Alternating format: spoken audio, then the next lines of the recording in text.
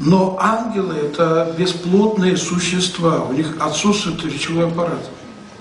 И возьмите точное изложение православной веры Иоанна Дамаскина.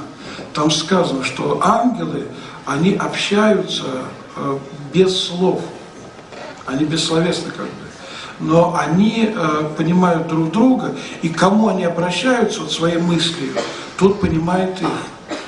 Это общая такая установка.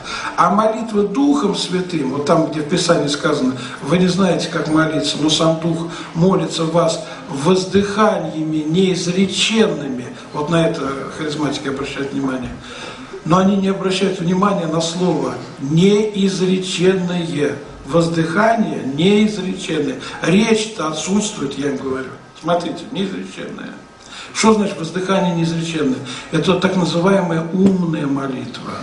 Когда аскет, молящийся, пораженный величием Бога, он уже замолкает, уже слова уже недостаточно, он молчит перед Богом, созерцая Его величие, и только воздыхание и отсутствие речи. Поэтому они и называются воздыхание неизреченное.